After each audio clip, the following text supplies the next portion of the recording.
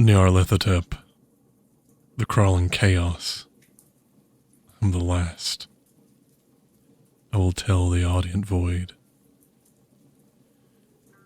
I do not recall distinctly when it began, but it was months ago. The general tension was horrible.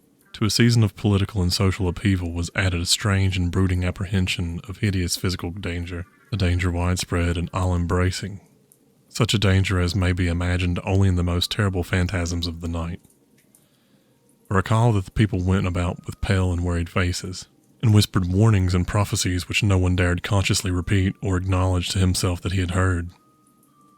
A sense of monstrous guilt was upon the land, and out of the abyss between the stars swept chill currents that made men shiver in dark and lonely places. There was a demonic alteration in the sequence of the seasons. The autumn heat lingered fearsomely, and everyone felt the world and perhaps the universe had passed from the control of known gods or forces to that of gods or forces which were unknown. And it was then that Nyarlethotep came. None could tell, but he was of the old native blood and looked like a pharaoh. The Fellahin knelt when they saw him. It could not say why. He said he had risen up out of the blackness of 27 centuries, and that he had heard messages from places not on this planet. Into the lands of civilization came Nyarlethotep, swarthy, slender, and sinister, always buying strange instruments of glass and metal and combining them into instruments yet stranger. He spoke much of the sciences, of electricity and psychology, and gave exhibitions of power which sent his spectators away speechless, yet which swelled his fame to exceeding magnitude. Men advised one another to see Nyarlethotep, and shuddered, and where Nyarlethotep went, rest vanished, for the small hours were rent with screams of nightmare. Never before had the screams of nightmare been such a public problem. Now the wise men almost wished they could forbid sleep in the small hours, that the shrieks of cities might less horribly disturb the pale, pitying moon as it glimmered on green waters gliding under bridges, and old steeples crumbling against the sickly sky. I remember when Nyarlethotep came to my city. The great, the old, the terrible city of unnumbered crimes. My friend had told me of him, and of the impelling fascination and allurement of his revelations, and I burned with eagerness to explore his uttermost mysteries. My friend said they were horrible and impressive beyond my most fevered imaginings, that what was thrown on a screen in the darkened room prophesied things none but Nyarlethotep dared prophesy, and that in the sputter of his sparks there was taken from men that which had never been taken before, yet which showed only in the eyes. And I heard it hinted abroad that those who knew Nyarlethotep looked on sights which others saw not. It was in the hot autumn that I went through the night with the restless crowds to see Nyarlethotep, through the stifling night and up the endless stairs into the choking room. And shadowed on the screen, I saw hooded forms amidst ruins, and yellow evil faces peering from behind fallen monuments. And I saw the world battling against blackness, against the waves of destruction from ultimate space, whirling, churning, struggling around the dimming, cooling sun.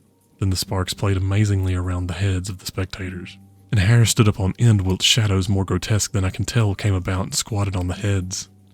And when I, who was colder and more scientific than the rest, mumbled a trembling protest about imposture and static electricity, Nyarlethotep drave us all out, down the dizzy stair into the damp, hot, deserted midnight streets.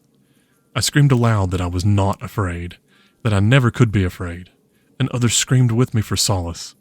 We swore to one another that the city was exactly the same, and still alive, and when the electric lights began to fade, we cursed the company over and over again, and laughed at the queer faces we made. I believe we felt something coming down from the greenish moon, for when we began to depend on its light, we drifted into curious involuntary formations, and seemed to know our destinations though we dared not think of them. Once we looked at the pavement and found the blocks loose and displaced by grass, with scarce a line of rusted metal to show where the tramways had run. And again we saw a tramcar, lone, windowless, dilapidated, and almost on its side. When we gazed around the horizon, we could not find the third tower by the river, and noticed that the silhouette of the second tower was ragged at the top.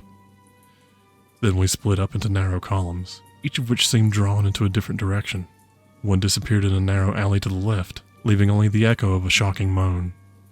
Another filed down a weed-choked subway entrance, howling with laughter that was mad.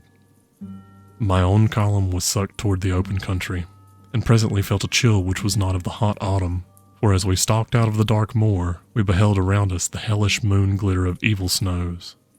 Trackless, inexplicable snows, swept asunder in one direction only, where lay a gulf all the blacker for its glittering walls.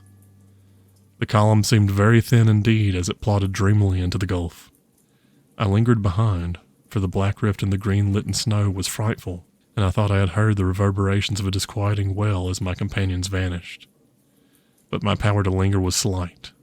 As if beckoned by those who had gone before, I half floated between the titanic snowdrifts, quivering and afraid, into the sightless vortex of the unimaginable.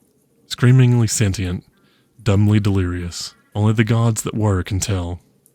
A sickened, sensitive shadow writhing in hands that are not hands, and whirled blindly past ghastly midnights of rotting creation, corpses of dead worlds with sores that were cities, charnel winds that brush the pallid stars and make them flicker low. Beyond the worlds, vague ghosts of monstrous things, half-seen columns of unsanctified temples that rest on nameless rocks beneath space and reach up to dizzy vacua above the spheres of light and darkness.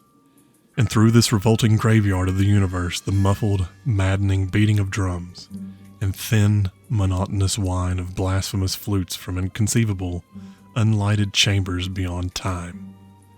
The detestable pounding and piping whereunto danced slowly, awkwardly, and absurdly the gigantic, tenebrious, ultimate gods. The blind, voiceless, mindless gargoyles whose soul is Nyarlethotep.